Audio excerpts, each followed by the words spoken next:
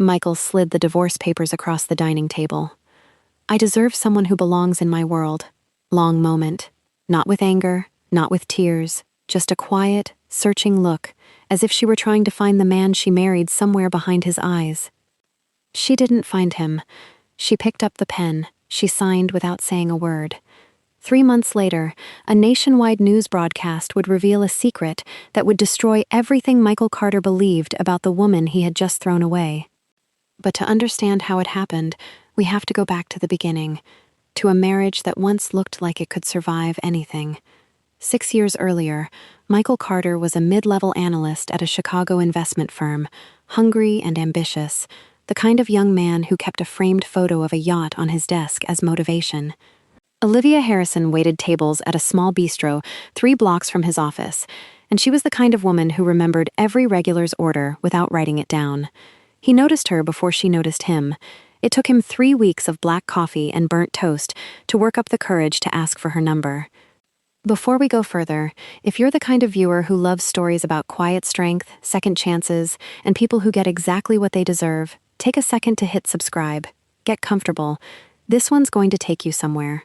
Their early years together were simple, almost embarrassingly so by the standards of the world Michael would later chase. A studio apartment above a laundromat, grocery store wine on Friday nights, Olivia decorating their first Christmas tree with paper ornaments she folded herself, because real ones felt like an unnecessary expense. Michael used to say he loved that about her. He'd tell his coworkers, half joking and half serious, "My wife could survive the apocalypse and still make it feel like a 5-star evening." Back then, it sounded like a compliment. Olivia never asked for more than what they had. She wasn't chasing luxury.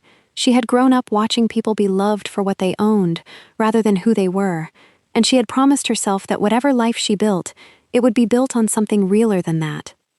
Michael proposed in their second year together, on a rooftop he'd borrowed from a friend who managed the building, with a ring he'd saved 4 months of bonuses to afford.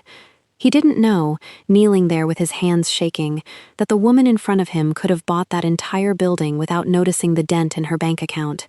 He only knew that she said yes before he finished the question, laughing through tears, and that it was the happiest either of them would ever be. Their wedding was small. 40 guests, a backyard, a borrowed sound system that cut out twice during the vows. Olivia's side of the family was thin.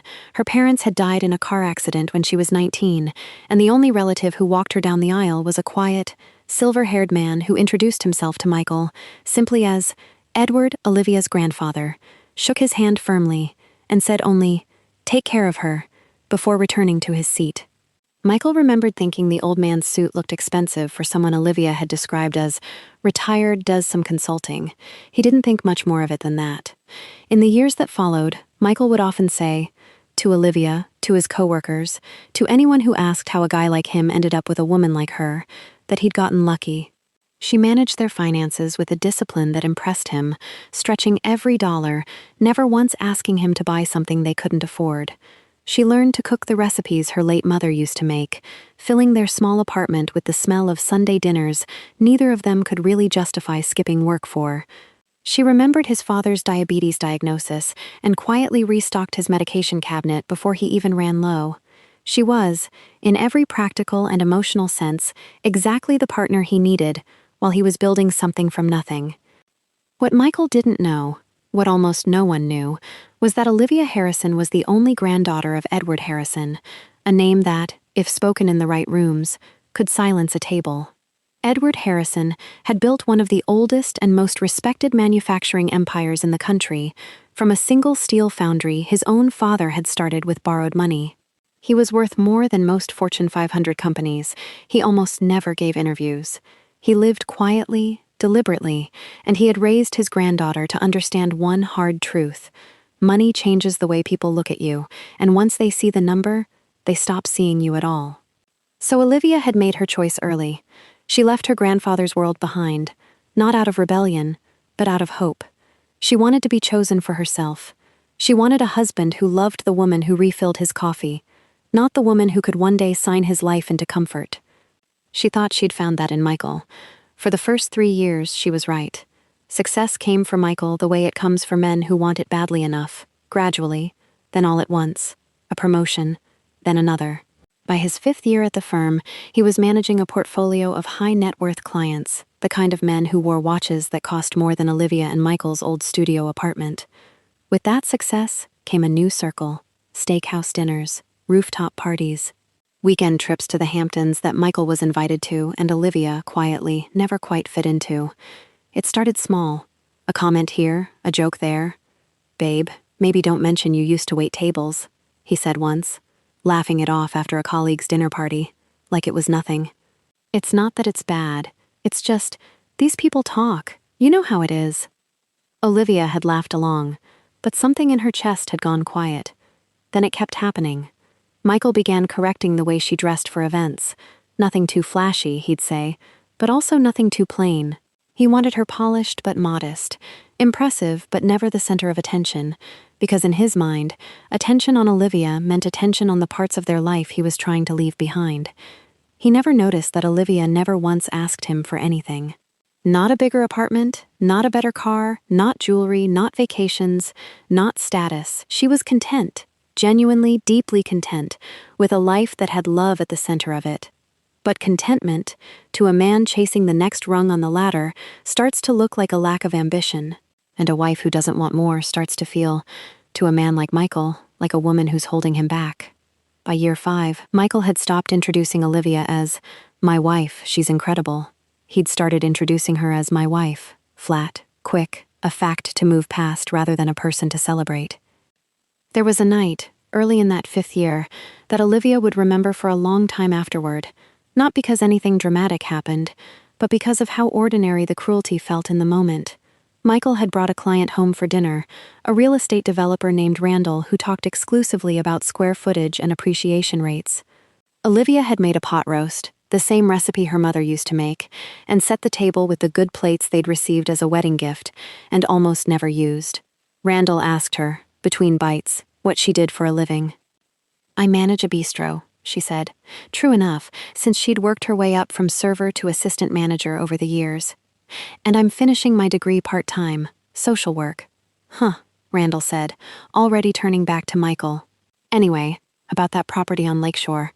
Michael hadn't corrected him, hadn't added anything, hadn't so much as glanced at Olivia to acknowledge that she'd just been erased from her own dinner table. Later that night, when she mentioned it, gently, without accusation, Michael had waved it off. "Randall's just like that, business brain. Don't take it personally." But it added up. It always adds up. A dismissed comment here, a conversation redirected there, an invitation that mysteriously excluded her, a work trip extended by a day with no real explanation. None of it, on its own, was a betrayal. All of it, together, was a slow erosion, the kind that doesn't announce itself until the ground beneath you is already gone. Olivia noticed. She always noticed. She just didn't know yet how far it would go. Vanessa Brooks joined Michael's firm as a junior associate, the same month he made senior vice president. She was 27, sharp-tongued, magnetic in the specific way that made rooms rearrange themselves around her. She wore her ambition openly, the way other people wear perfume. She noticed Michael's title before she noticed his face. That was, in a strange way, the most honest thing about her. Their first real conversation happened at a firm holiday party, the kind Olivia had stopped attending because Michael had stopped asking her to. Vanessa found Michael standing alone near the bar, his tie loosened, his expression somewhere between bored and restless. "You looked like you were about to fall asleep standing up," she said. "Long year," he said. "Big year, from what I hear." Senior VP at 36? That's not long. That's fast. Nobody had said that to him in months. Olivia never talked about his career like it was a headline. She talked about how tired he seemed, whether he was eating enough, whether he was happy. Vanessa talked about his career like it was a trophy he should be showing off. He liked how that felt. Over the following months, small conversations became long lunches. Long lunches became late-night texts about nothing in particular. Vanessa asked him questions about the life he wanted, the house, the car, the vacations, the version of himself he imagined when he closed his eyes at night. Questions Olivia had stopped asking because she already loved the man standing in front of her, exactly as he was. Vanessa didn't love him as he was. She loved what he could become, and she made sure he knew it.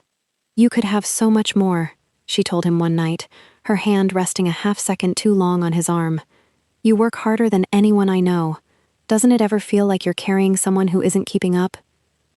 Michael didn't answer, but he didn't correct her either. That silence was the first crack in a marriage that had, until then, simply been quietly neglected. Now it was being actively dismantled. It began the way most affairs begin, with a lie so small it barely felt like one. A late meeting that ran later than it should have, a conference trip extended by one unnecessary night, a phone kept face down on the nightstand. Olivia wasn't foolish. She felt the distance long before she had proof of its cause. She noticed Michael flinch when his phone buzzed at dinner. She noticed he'd started showering the moment he walked through the door, before he even said hello. She noticed the way he'd stopped reaching for her hand in the car. She asked him, once, gently, over a dinner he barely touched, "Is everything okay between us? Why wouldn't it be?" He said too quickly, not looking up from his plate. She didn't push. That wasn't Olivia's way. She had grown up watching her grandfather handle betrayal. Business partners who lied, executives who schemed, always with the same quiet dignity. He used to tell her, never chase someone who's already decided to leave. Let the truth catch up to them. It always does. So she waited. She watched, and slowly, painfully, the truth caught up. She found a hotel receipt in his jacket pocket while doing laundry, a date he'd told her he was in Denver for a conference. She said nothing. She found a message notification on his tablet from a name she didn't recognize, the preview text intimate in a way that left no room for misunderstanding. She said nothing. She wasn't gathering evidence for a fight. She was simply gathering the truth, quietly, the way she gathered everything in her life, without drama, without spectacle, so that when the moment came, she would already know exactly where she stood. Michael, meanwhile, had convinced himself of a story that made him the victim. Olivia doesn't push me to grow. Olivia is happy standing still. I deserve a partner who wants what I want. It's easier to believe you're leaving for a better future than to admit you're leaving because you got tired of being loved simply. Vanessa fed that story every chance she got. You've outgrown this life, she told him. There's no shame in that. The shame would be staying somewhere you've already outgrown. Michael filed for divorce on a Tuesday in early spring, the kind of gray Chicago day that made the whole city look like it was holding its breath. He came home early, a thing he hadn't done in months, and found Olivia at the kitchen table, going through mail.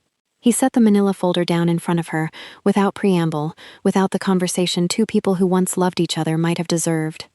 I think we both know this isn't working, he said. Olivia looked at the folder, then at him. Do we? She asked quietly. Olivia, come on, you know what this is. She did know.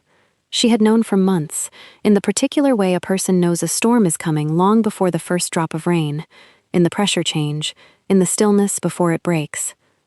I deserve someone who belongs in my world, Michael said, and something about the phrase, belongs in my world, as though the world he'd built was a place she had never truly been invited into, as though 6 years of building a life together counted for nothing, landed harder than anything else he could have said.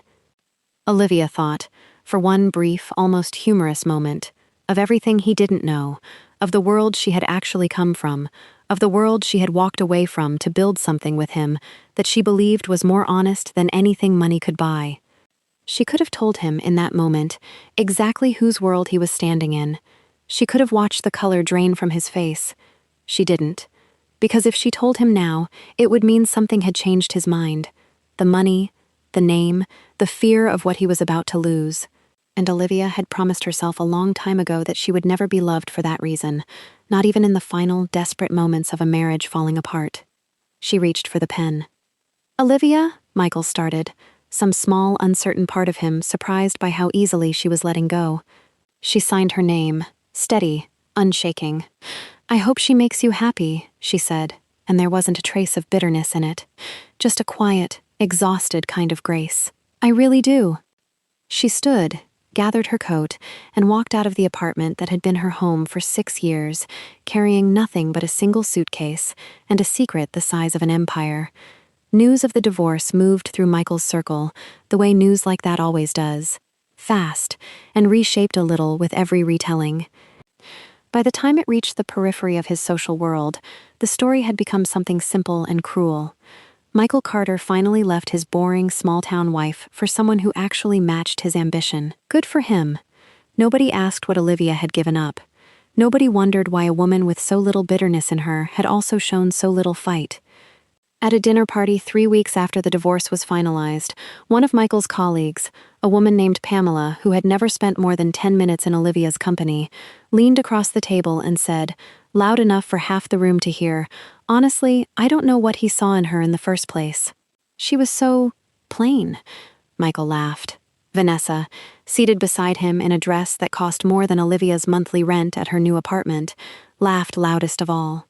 Olivia never heard that comment directly. But somehow, in the strange, small way that cruelty always finds its way home eventually, she heard a version of it. A mutual friend, trying to be kind, mentioned it gently over coffee. "People are saying some things. I just thought you should know, in case anyone brings it up." There was another moment, harder to shake, that came a few weeks later. Olivia ran into an old acquaintance from Michael's circle at the grocery store, a woman named Denise who had once, back when things were good, invited Olivia to a book club that met monthly in someone's over-decorated living room. Denise's eyes flicked, unmistakably, to the contents of Olivia's cart. Store's brand pasta, a rotisserie chicken on sale, coupons clipped and rubbers banded together, before flicking back up to her face with an expression of practiced, condescending sympathy. "How are you holding up, sweetie?" Denise asked, in the exact tone people use when they already know the answer they want to hear and are disappointed by any other. "I'm doing well, actually," Olivia said honestly. "Of course you are," Denise said, in a way that made clear she didn't believe it for a second. "You're so brave." Olivia thanked her, finished her shopping, and drove home. It wasn't the comment itself that stayed with her. It was the pity underneath it, the quiet, comfortable assumption that a woman without Michael's money, Michael's connections, Michael's world, must necessarily be a woman diminished by his absence. As if her worth had only ever been a reflection of his. Olivia only smiled, later, when the mutual friend at coffee asked if the gossip bothered her.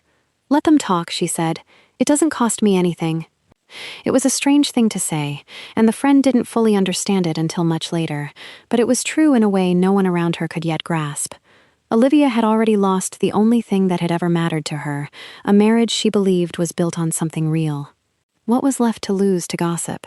Olivia didn't disappear after the divorce. She didn't retreat into anger or self-pity, the way people expected. The way, frankly, some part of them wanted her to, because a woman falling apart is easier to talk about than a woman quietly becoming whole again. She rented a modest one-bedroom apartment in a working-class neighborhood on the north side, the kind of place with a radiator that clanked in the winter, and a landlord who was slow to fix things. She kept her job. She had gone back to school 2 years into her marriage and now worked as a case coordinator at a nonprofit that helped families facing eviction, and she threw herself into it with a focus that surprised even her coworkers. Every Saturday, she volunteered at a food pantry 3 blocks from her apartment, sorting cans and packing boxes alongside retirees and college students. She never mentioned who her family was. She never mentioned the divorce unless someone asked directly, and even then, she offered only the barest facts, delivered without drama. There were small, strange moments that hinted at something more beneath the surface of her ordinary life, moments that, looking back, people would later replay in their minds and understand differently. A coworker once saw her on the phone in the break room, speaking in a tone of quiet, practiced authority to someone about the foundation's disbursement schedule, before she noticed she wasn't alone and ended the call abruptly. When asked about it, Olivia just said, "Volunteer thing." Boring stuff, and changed the subject. Another time, an elderly man at the food pantry, gaunt and clearly unwell, mentioned offhand that he used to work security for the Harrisons, years ago, out at the old estate. Olivia had gone very still for a moment, then simply smiled and asked him how his health was doing. She spent 20 extra minutes with him that day, made sure he left with double the usual groceries, and quietly arranged, through a call no one at the pantry ever traced back to her, for a home health aide to start checking on him the following week. Nobody put the pieces together. Why would they? Olivia Harrison, in the eyes of everyone around her, was simply a kind, quiet woman rebuilding her life after a painful divorce, a woman with a good heart and, everyone assumed, not much else. They had no idea they were looking at the heir to one of the largest private fortunes in American history, a woman who had spent 6 years choosing invisibility over the throne she was born to. Every Sunday evening, without fail, Olivia called her grandfather. Edward Harrison was 83 years old, and though the papers occasionally speculated about his health, the truth was known only to a small circle of people he trusted absolutely: his longtime attorney, his physician, and his granddaughter. His heart was failing. Slowly, but undeniably. "You didn't have to leave everything behind for that boy," he told her once, not unkindly, in the months after her divorce. His voice, even weakened, still carried the quiet authority of a man who had built an empire with his own hands. "I never asked you to prove anything to me, Olivia." "I wasn't trying to prove anything to you, Grandpa," she said. "I was trying to prove it to myself. I needed to know I could be loved without it. And now you know." "Now I know," she agreed. "It just cost more than I expected." Edward Harrison had never once pressured his granddaughter to step into the world he'd built. He understood, better than anyone, the particular loneliness of being loved for a name instead of a self. He'd watched it happen to cousins, to old friends, to grieving widows suddenly surrounded by strangers the moment word got out about an inheritance. He had wanted something different for Olivia, and when she came to him at 24 and told him she wanted to live an ordinary life under her mother's maiden name, he hadn't argued. He had simply said, "Then go live it. My door is always open when you're ready to come home." In their final months of Sunday phone calls, before anyone else knew what was coming, Edward Harrison quietly finalized the last details of a decision he had been shaping for years. His will had always named Olivia as his sole heir. She was, after all, the only family he had left in the world. But in those last months, he made sure every legal safeguard was airtight, every foundation structure prepared, every transition detail arranged, so that when the moment came, there would be no ambiguity, no contest, no confusion. "I want the world to know exactly who you are, Olivia," he told her during their last call. "Not because you need the money. You never needed the money.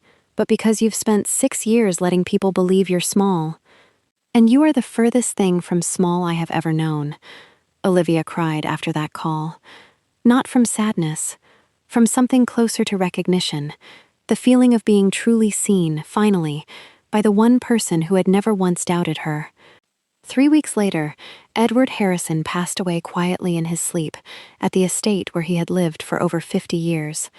If you're still with us, drop a comment letting us know what you think Michael's reaction is about to be, because what happens next changes everything. And if you haven't already, now's the perfect time to hit that subscribe button before we get to the reveal. The story broke on a Thursday morning, and within hours it was the top headline on every major financial and news network in the country. Industrialist Edward Harrison, founder of Harrison Manufacturing, dead at 83. The early coverage focused on his legacy, the foundry his father started, the empire he built, the decades he spent quietly funding hospitals and scholarship programs without ever putting his name on the buildings. Financial analysts speculated for hours about what would happen to his companies, his real estate holdings, his seat on half a dozen boards. Then, by early afternoon, the second headline hit. Harrison's sole heir revealed. Granddaughter Olivia Harrison to inherit estate valued at over $4 billion. The photograph that ran alongside the story wasn't a red carpet portrait or a corporate headshot. It was a photo taken, without her knowledge, at the food pantry where she volunteered every Saturday. Olivia, in a plain gray sweater, sleeves pushed up, laughing at something, as she handed a box of groceries to an elderly woman. The internet did what the internet does. Within hours, people had traced the photo, then the name, then the story. A quiet case coordinator at a Chicago nonprofit, a woman who had lived, by every appearance, an entirely ordinary life since the day she walked out of her marriage with a single suitcase. Now revealed as the heir to one of the largest privately held fortunes in the United States, luxury estates across 4 states, a controlling stake in one of the country's oldest manufacturing conglomerates, and a charitable foundation with assets in the hundreds of millions. And then, almost as quickly, someone found the other headline, the one from 3 months earlier, buried in the social pages of a regional outlet that had gotten almost no attention at the time. Local executive Michael Carter finalizes divorce from wife Olivia Harrison. The internet connected the dots within the hour. By evening, the story had transformed into something bigger than a business headline. It had become a cultural moment. A financial reporter for a major cable network devoted an entire segment to it, walking viewers through Edward Harrison's history, the scale of the estate, and the almost cinematic detail that his heir had spent the last 6 years living. By every appearance, an unremarkable middle-class life in Chicago. Clips of the segment were shared hundreds of thousands of times within a day. Social media did what social media does with a story built for it. Threads speculating about the husband who divorced a billionaire's granddaughter and didn't even know it trended for 2 straight days. People dug up old photos from Michael and Vanessa's social media, a dinner at an expensive restaurant, a weekend trip to Miami, and captioned them with a kind of gleeful, merciless irony that spread faster than either of them could keep up with. Strangers who had never met any of the people involved found themselves with strong opinions about a marriage they knew almost nothing about, which is, of course, exactly how these things tend to go. Olivia's nonprofit received so many media inquiries in the first 48 hours that the front desk had to stop answering the phone entirely. Reporters camped near the building's entrance for 2 days before losing interest and moving on to the next story, the way reporters always do. Olivia herself simply kept coming to work, kept doing her job, and declined, politely but firmly, every single interview request that crossed her desk. Michael Carter was in a client meeting when his phone started buzzing, over and over, an unbroken cascade of notifications that he initially ignored out of professional habit. By the time he finally looked, there were over 40 messages. "Did you see this? Michael, call me right now." "Isn't this your ex-wife?" He opened the first article with hands that had gone unsteady and read the headline twice before the words fully assembled themselves into meaning. Harrison's sole heir revealed, granddaughter Olivia Harrison, to inherit estate valued at over $4 billion. There was a photograph.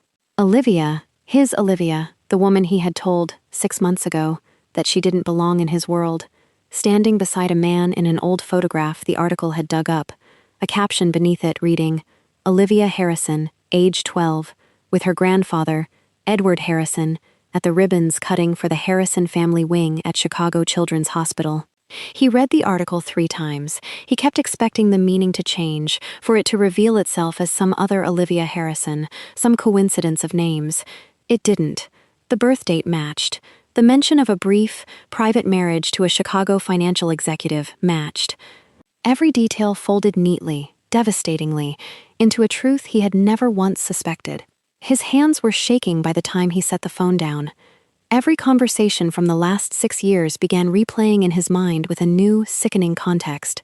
Her quiet composure when he talked about ambition, as though she'd already lived a version of life he was only beginning to imagine.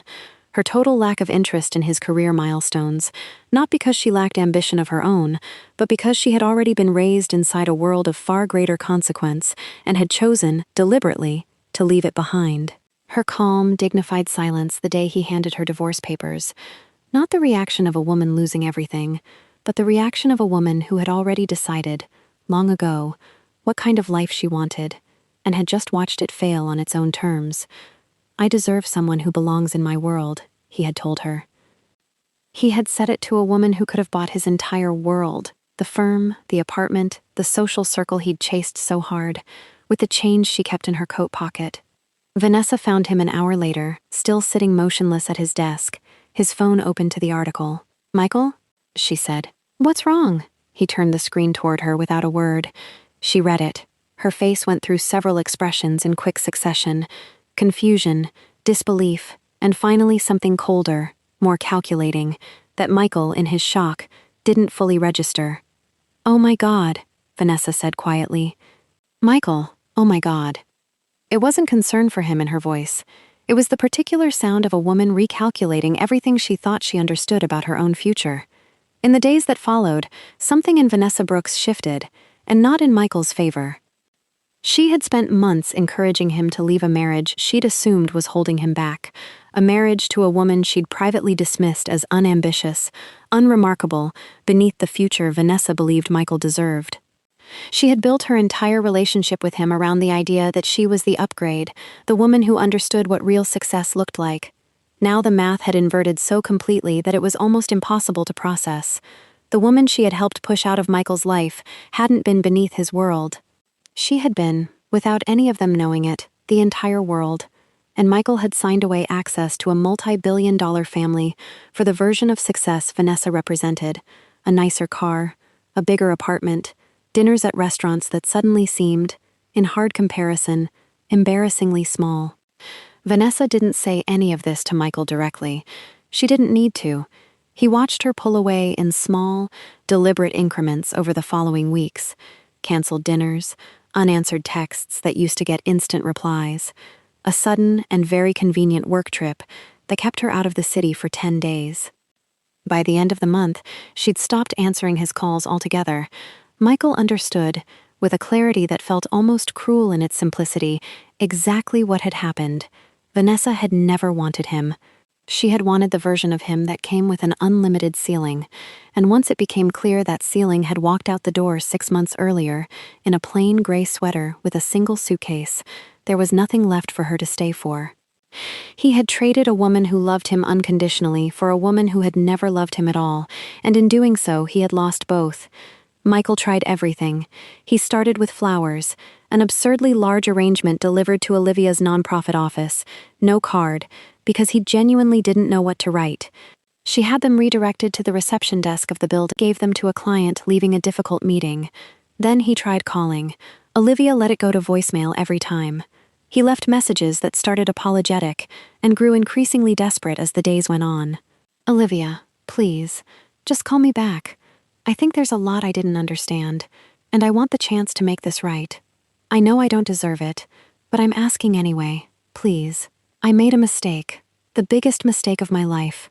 I need you to know that." Then came the letters, handwritten, which surprised her, given that she couldn't remember him ever writing so much as a birthday card by hand during their marriage. He wrote about regret, about realizing too late what he'd actually had, about how the version of success he'd chased had turned out to be hollow the moment he actually held it.